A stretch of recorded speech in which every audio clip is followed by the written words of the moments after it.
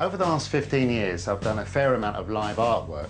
And one of the most celebrated pieces that I did was a striptease that obviously involved me taking my clothes off, but it also involves me taking off these. The concept was that I'm stripping out of my perceived normality to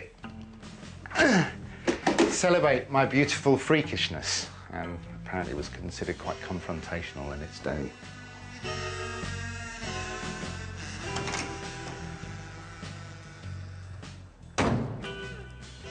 I've just been commissioned to make another performance piece. My brief is to respond to representations of disability at various museum exhibitions. The first of which is at the Wellcome Collection. Entitled Superhuman, the exhibition explores the extraordinary way people have tried to improve, adapt and augment their bodies for practical and artistic purposes.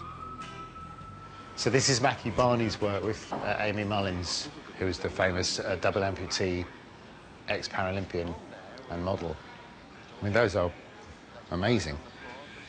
I don't know if she can stand on them. And there's a picture of her here with cheetah legs on. That's great.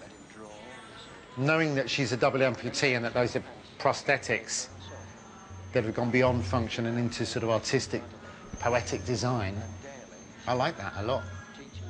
And I don't think prosthetics have ever been considered as artistic objects or things that you can make into art. It's always been about function. Aha! My people. It's so weird for me, because I actually know these people as adults now. Thalidomide was a morning sickness pill, marketed as a general sedative, a painkiller, but most profoundly it was sort of marketed as the cure for morning sickness.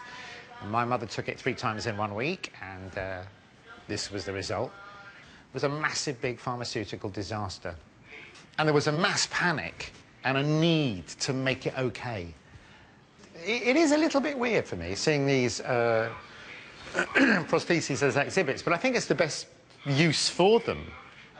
I didn't have to wear any. I remember I went into a room one day and they said, oh, do you want to try one of these arms on? And I thought, well, why would I want to do that? And I put them on, and I was 7 or 8, and they felt uncomfortable, and I didn't like them. Mummy, I don't want to wear them. That's fine, darling, you don't have to. And that was the end of it. It's really hard for me to explain what it was like to use artificial arms and legs.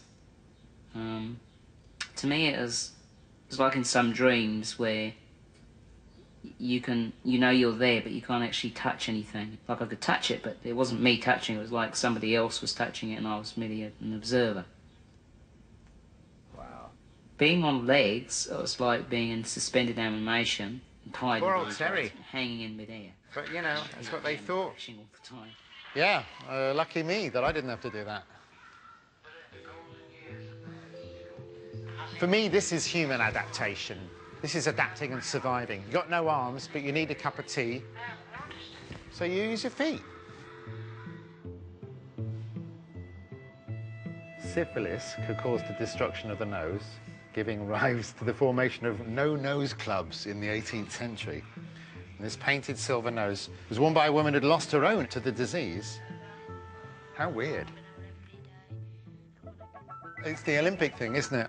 It's the technologic enhancement of the sports person. The classic cheetah leg. Oscar Pistorius, famously, has taken to such enhancement that he's Olympian as well as Paralympian. Oh, and it says here, the efficiency and speed of these legs has led to claims that they create an advantage over able-bodied runners.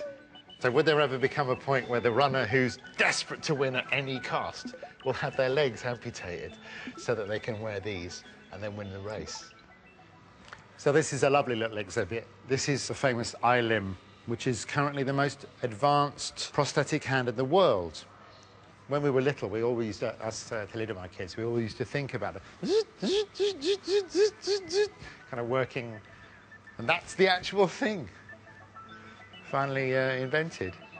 Yeah, 2011, so last year. Would I use an iLimb? I don't know. I think they'd have to be a bit better than they are even now, but I could be tempted probably in the future. One of these people isn't real. One of these people is a robot.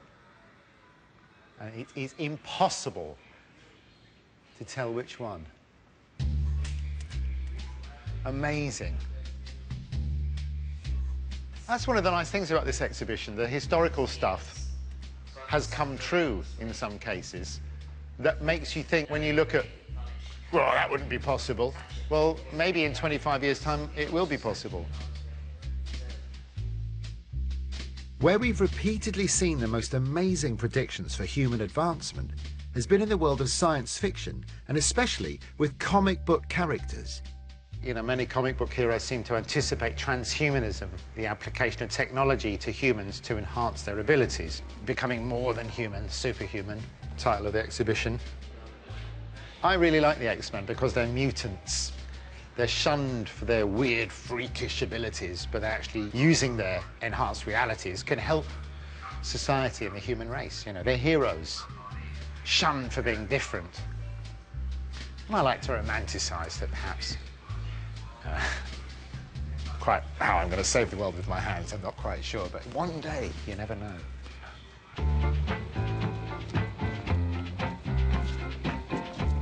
I've made lots of performance pieces around the nature of being a freak.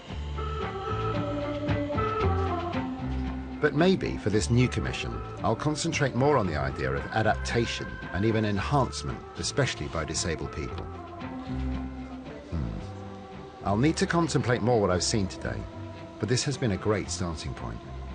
It's made me think I'd like to research individuals, alive or historical, who've transcended their human condition to become, well, for want of a better word, superhuman.